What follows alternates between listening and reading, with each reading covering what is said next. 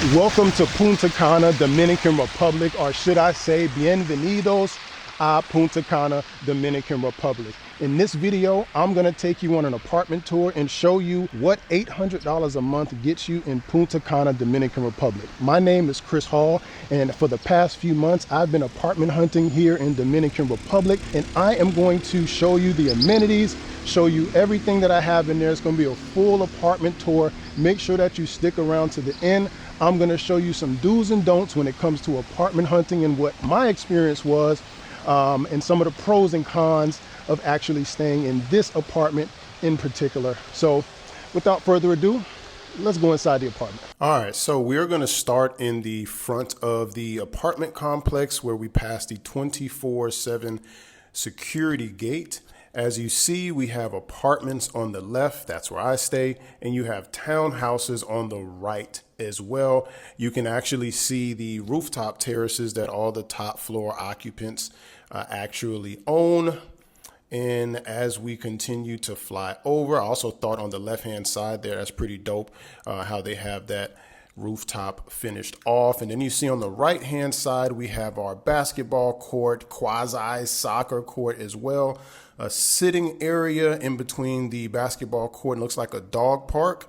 And we have the little outside gym if you want to get your swole on. And of course, beautiful pool and jacuzzi in the middle. Fire.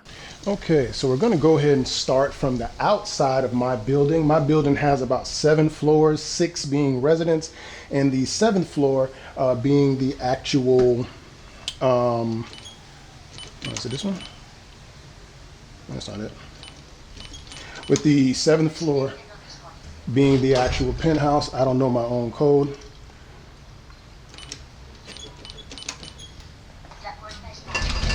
All right, so we are finally inside. Good job. So let's go ahead and hit the elevator. Elevator is always something good to have. Just to let you know, a lot of these places might not have an elevator, so it's definitely something that you want to look into. Make sure that your place has an actual elevator. Some of these places that have like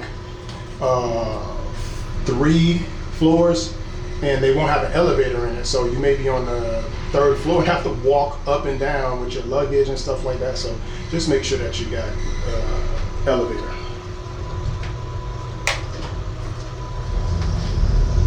All right, and here we are. I guess one could say this is the penthouse floor. So we've got a keyless entry here.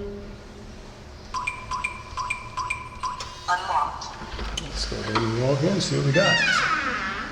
All right. So like I mentioned earlier, this is a 3-bedroom, 2-bath. Really only 2 of the bedrooms is, I guess, functional. The 3rd bedroom is mainly for storage. I really got it for 2-bedroom, but he had to come here and do something and he ended up opening it and now it's just open. So it's actually a 3-bedroom, 2-bathroom. So here's the kitchen here. You've got your gas stove. Now it is electric, the igniter, but in the event that your power goes out or something like that, you can still use the stove, get you a match, a lighter, light that thing on up. And then we've got the kitchen here. We have the washer and dryer. A few interesting things I'm gonna share with you about my experience here. I've seen a lot of new things that you just don't see in the States. Not to say that this you don't see in the States, but I've stayed in a lot of Airbnbs, and I don't think this device, the washer and dryer combo, is as popular in the US as it is here, mainly because these places are a lot smaller. Like I don't have the lease right now, but I would say this place is probably about what, I don't know, 50 square meters, 60 square meters. Not that big of a place, but so that's why. And electricity is very expensive here as well. So here's a living room area. I love the living room area. It is a open concept here, very clean looking. I enjoy the decor, the gold accents. I love this chair. This is a chair that I sit in most of the time and watch TV here or play some PS5 or something. And this is one of my favorite pieces, is this view of the city of Punta Cana here.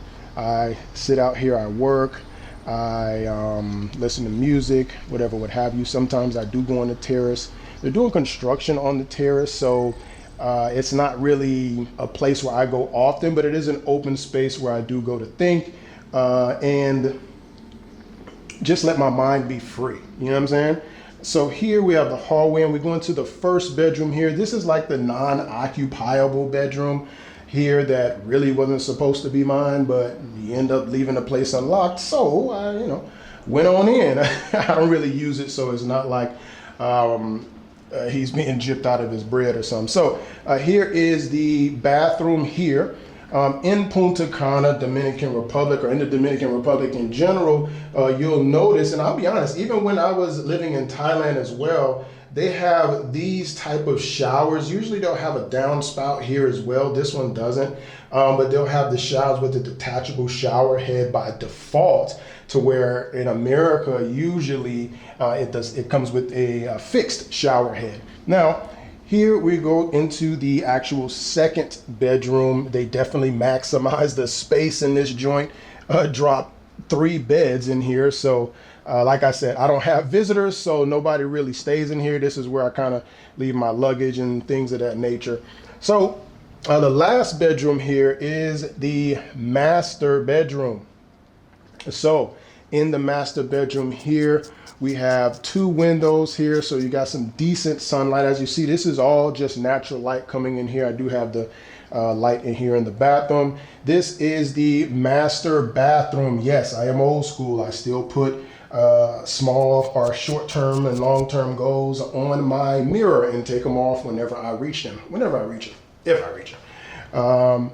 So yeah, don't spend too much time in here because I don't be sleeping, you know what I'm saying?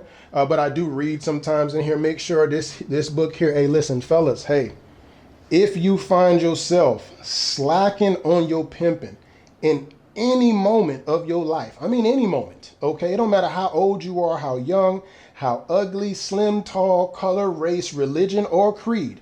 You crack this iceberg slim story of my life pimp book right here, it will definitely strengthen your pimp hand, okay? You got to keep that thing strong, man. Sometimes you do slack on your pimping from time to time, okay? So I am not one to judge. Sometimes you do be slacking on your pimping. So that is pretty much the entire apartment tour.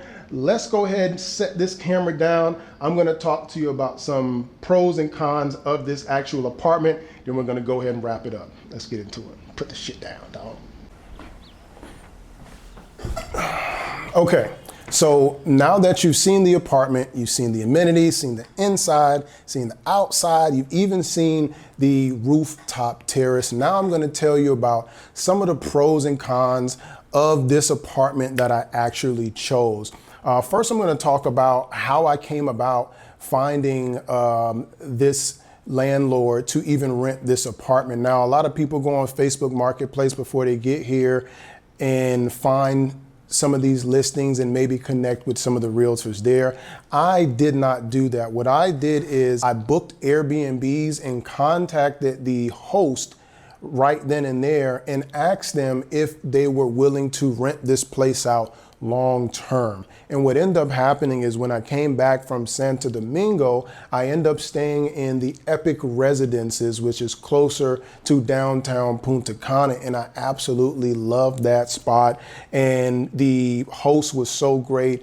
Any issue that I have, they always answered the question for me, always ready to fix the issue and square it away. So I ended up connecting with the guy, and now the rest is history. We negotiated a price. He sent me an Uber to actually come see the place. I seen the place, I liked it, and we agreed on $800 a month, furnished. Only thing I pay for is electricity. Now, one of the cons of, and mind you, this is in no particular order, okay?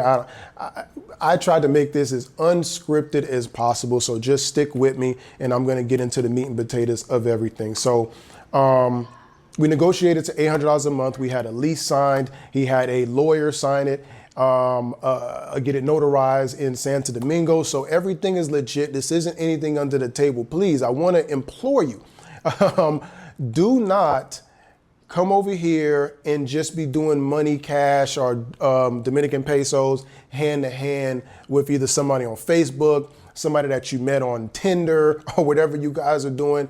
Don't do that, okay? Don't do that at all. I don't want you guys to come out here and get scammed. Contact somebody that you know, me, for instance, and we can make sure that I can make sure that I point you in the right direction and not get scammed. So yes, everything was legit. I have paperwork signed, sealed, and delivered for this apartment. So I went ahead and moved in, and the rest is history. So some of the pros is I'm right in between, I think it's pronounced Pueblo, Bavaro, and Verón.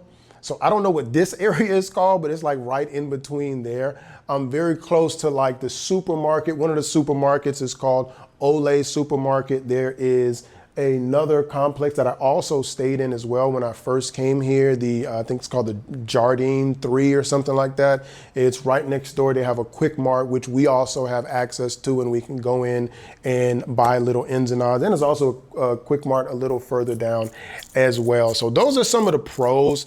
Of course, the price. There's no place that I can go in the United States to where I can rent a place for $800 a month USD, 3 bedrooms, 2 bathrooms, and a rooftop terrace, gated community, security from the router to the tutor to the window to the wall.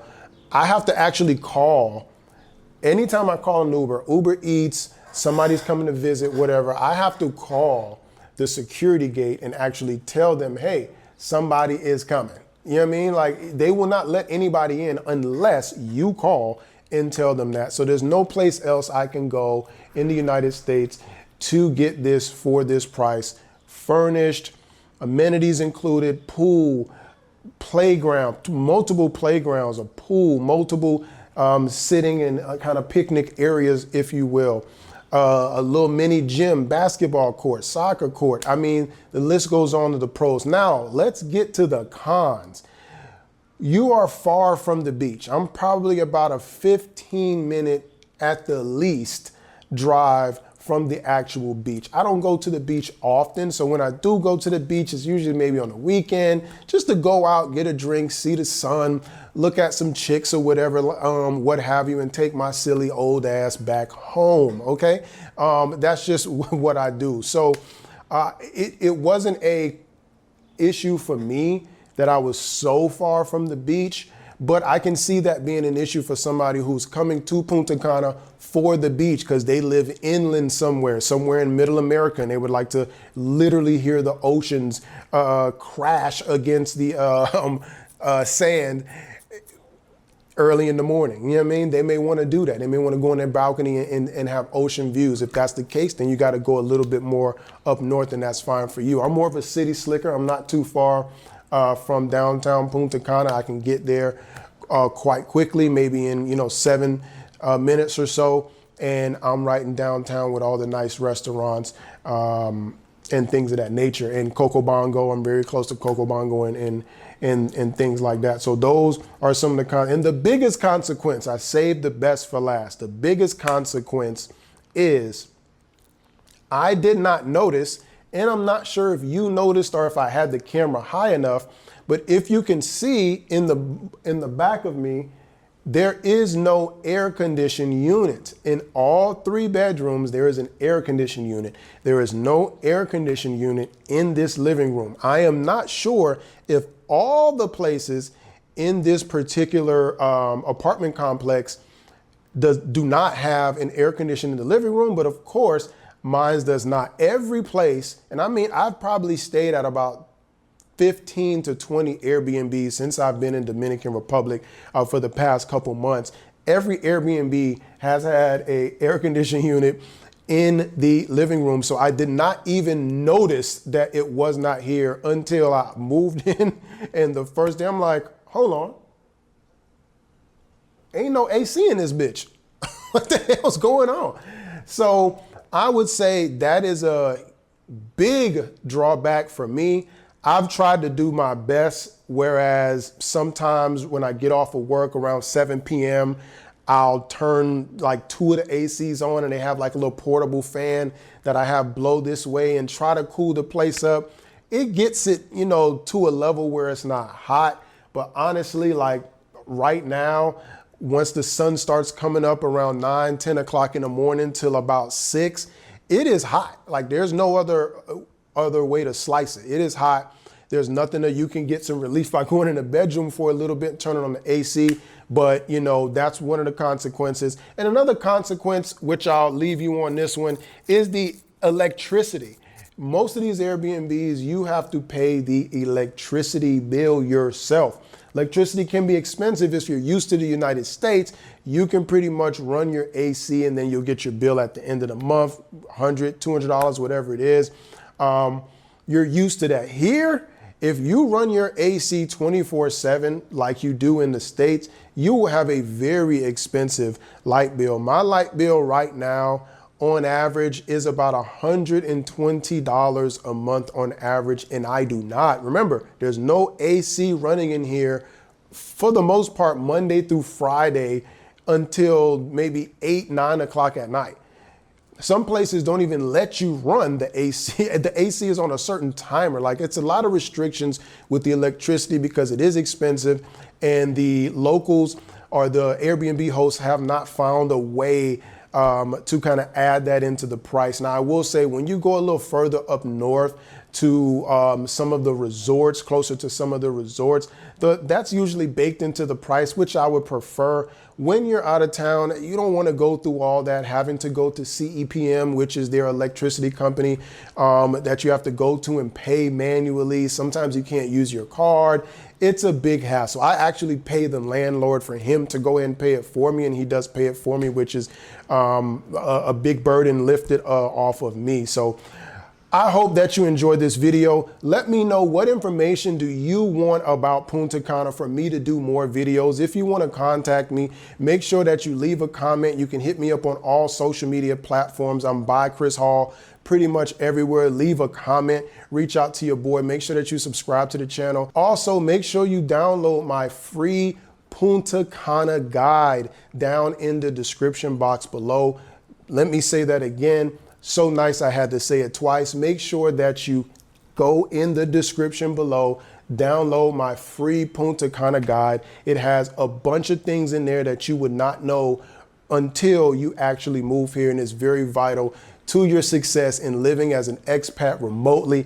Until the next video, I'm Chris Hall. Subscribe to the channel. We'll see you on the next one.